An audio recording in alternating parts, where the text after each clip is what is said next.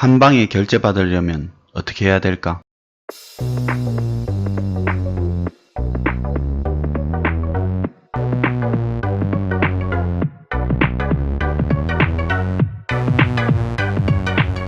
안녕하세요. 캔들피그의 이런저런 시간입니다.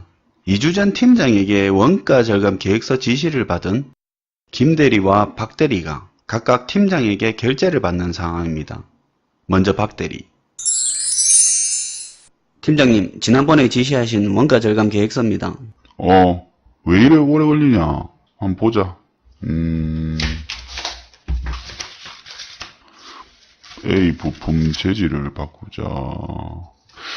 이거 좀 그런데 지난번에 타부서에서도 한번 해먹은 내용이고 효과도 별로 없었던 걸로 내가 알고 있는데, 그리고 이거 원가 절감 산출 근거 어디서 나온 거냐? 내가 아는 거랑 좀 많이 다른데.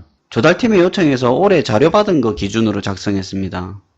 알겠는데 이 아이템은 조금 어렵겠다. 미안한데 다른 거 다시 한번 준비해봐. 근데 지금 시간이 좀 없거든? 지금 한 이틀 정도밖에 안 남았는데 좀 가능한 한 좀 빨리 해가지고 이틀 안에 준비 좀 해봐.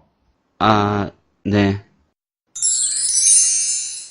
결국 박대리는 2주 동안 한 업무를 다시 작업해야 됐고 새로 하는 작업도 이틀 안에 해야 되는 상황이 되었습니다. 이번에는 김대리 상황입니다. 팀장님, 저때 지시하신 원가 절감 계획서입니다. 이걸로 하기로 했냐? 예, 고민을 해봤는데 안전하고 관련된 부품은 가능하면 손 안 대고 그냥 원가 절감 금액 조금 적더라도 안전하고 상관없는 비부품 재질을 변경하는 건으로 했습니다. 근데 원가 절감 금액이 좀 안 적냐? 예, 좀 적은 건 사실인데 일단 이건 바로 적용해서 올해 실적 잡을 수도 있고요.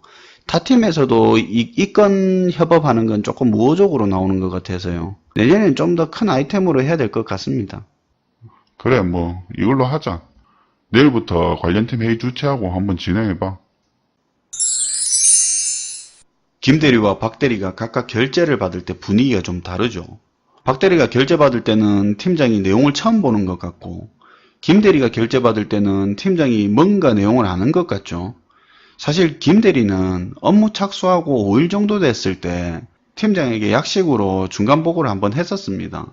박대리 같은 경우는 2주 전에 팀장에게 업무 지시를 받고 따로 중간 보고는 하지 않았고 그냥 결과물을 2주 후에 그냥 가지고 온 겁니다. 실제로 내용만 본다면 박대리와 김대리 보고서는 아이템은 다르지만은 효과적인 측면에서는 그렇게 많이 차이 나는 건 아닙니다. 김대리가 중간 보고를 추가로 한 거 정도가 차이겠죠. 그럼 김대리는 중간 보고를 어떤 식으로 했을까요?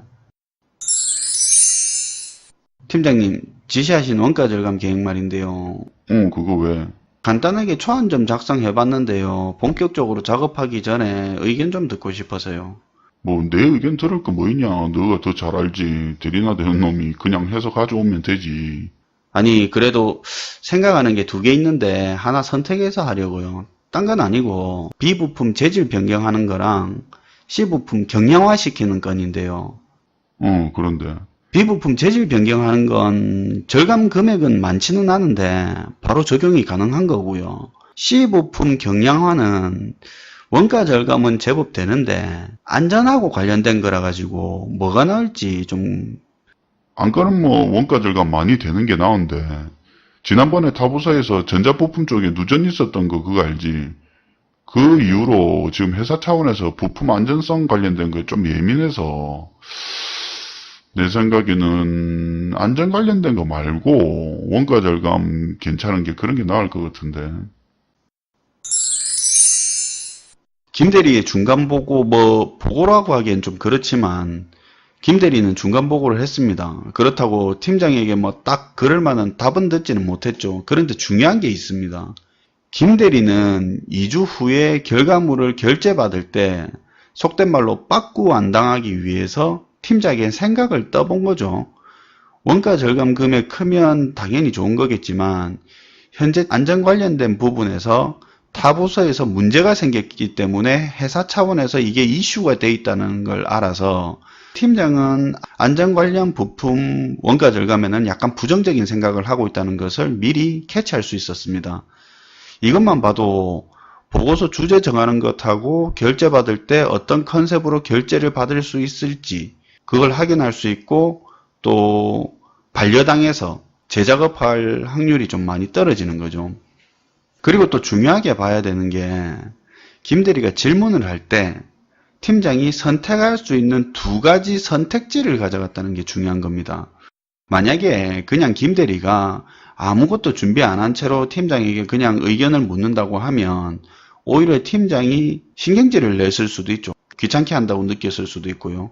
이런 식으로 한 소리 듣거나 자기 눈치만 보고 일하는 사람으로 보이게 될 수도 있는 거죠. 만약에 팀장이 중간 보고하라고 직접적으로 말한 일이라면 당연히 보고서에 격식을 갖춰서 보고해야 되겠지만, 그게 아니라면 중간 보고는 최대한 자연스럽게 의견 나누듯이 하는 게 오히려 좋습니다. 어쨌든 이런 비공식적인 중간 보고가 본인의 일을 좀 더 수월하게 진행할 수 있는 비법이라면 비법이 될 수 있습니다. 솔직히 상사도 인간이라서 결제하는 순간 본인도 책임이 생기기 때문에 결제하는 일에 부담을 느끼는 건 사실입니다. 생판 모르는 내용이 결제 문서로 딱 오는 것보다는 계속 진행 사항을 듣던 보고서에 아무래도 결제 부담감이 덜한 거죠. 그래도 중간 보고할 때 주의해야 될 내용은 있습니다. 제 개인적인 생각인데, 첫 번째로 일단 상사가 관심을 가는 덩어리 큰 일에는 중간 보고를 해야 됩니다. 일상적으로 반복되는 업무 같은 잔잔한 업무들 같은 경우에는 오히려 중간 보고를 자주 하게 되면 스스로 결정 잘 못하는 사람으로 보이게 될 수도 있습니다. 두 번째는 신입사원이 중간에 선배 거르고 팀장급에게 바로 질문하는 행위는 오히려 독이 될 확률이 높습니다. 어차피 결재권자는 팀장이지만 그래도 신입사원이라면 질문을 팀장에게 바로 하지 말고 일 잘하는 선배에게 질문을 하는 게 맞습니다. 또 굳이 팁을 드리자면 선택지를 가지고 일 잘하는 선배에게 의견을 묻는 게 중요하고, 그리고 어차피 의견을 물을 거라면 멀리서라도 팀장이 볼 수 있도록 하는 겁니다. 그러면 선배 입장에서는 자기를 인정해 주는 것 같아서 정성껏 질문에 대답을 해줄 수 있는 것이고, 팀장은 멀리서 일 잘하는 선배에게 질문하고 그런 모습을 보면서 나중에 신입사원이 가져오는 결과물이 일 잘하는 선배의 의견을 거쳐서 온다는 것을 짐작해서 알기 때문에 결제가 좀 더 수월해질 수도 있습니다. 세 번째, 이게 가장 중요한 건데 진실되게 일해야 되는 거죠. 제가 앞에서 이런 잔꾀를 설명을 했는데 실제로 이 중간 보고를 단순히 결제 쉽게 받으려고 액션으로 한다면 금방 표가 납니다. 정말 진짜 의견이 필요할 때 그 질문을 위한 준비를 철저히 해서 질문을 해야 됩니다. 오늘은 중간 보고를 해야 되는 이유에 대해서 이야기해 보았는데요. 궁금한 게 있으면 항상 댓글 알죠? 많은 구독 부탁드리고요. 지금까지 캔들피그의 이런저런 시간이었습니다. 시청해 주셔서 감사합니다.